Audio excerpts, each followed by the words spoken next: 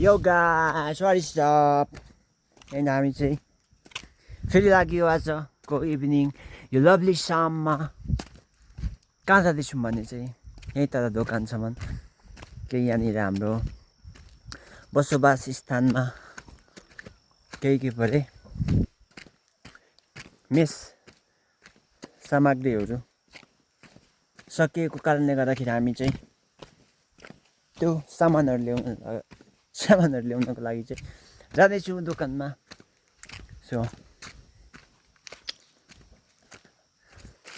मुखमा छ एउटा चक्लेट अनि यो लभली शामलाई अझै शानदार बनाउनको लागि म तपाईहरुको लागि एउटा गीत गाउन चाहन्छु।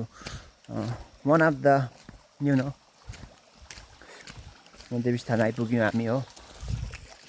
सो वान अफ द राम्रो सङ भनौँ न, म एकछिनबाट गीत गाउँछु ल।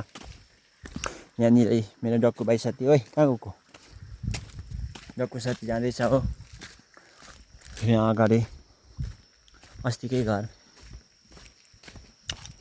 त्यहाँनिर मान्छेहरू हुनसक्छ, त्यही भएर अहिले गीत गाउँदाखेरि फेरि मलाई लाज लाग्छ नि त। त्यही भएर अलिकति तल अर्को टर्निङ पुगेपछि चाहिँ म गीत गाउँछु है त ल। अलिकति तल टर्निङ पुगेपछि चाहिँ यहीँ दोकानसम्म जाँदै गरेको नि। के गर्दै हुन्छ? के गर्दै हुनुहुन्छ? ए हजुर, स्कुल लाग्नु थालेको? स्कुल लाग्नु थाल्यो? ए हजुर, दोकान गएको? भ्लग बनाउँदै।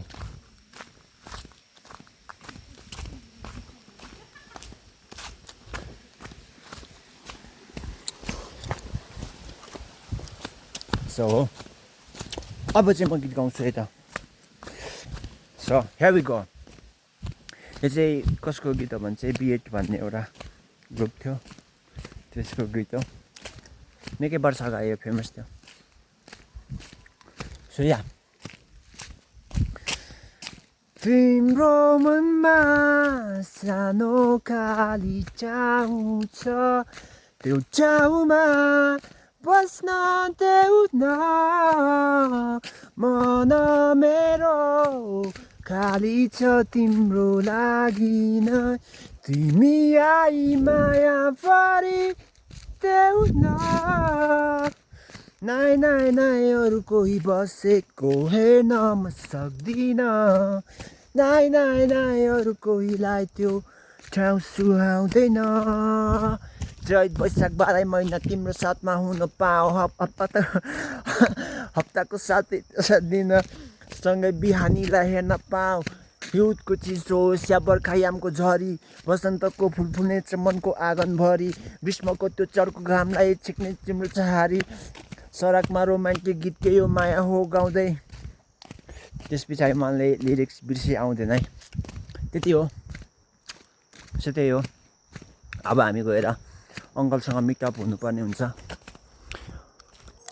सो अङ्कलसँग मिटअप भइसके पछाडि हाम्रो भनेको अरू कामहरू हुन्छ।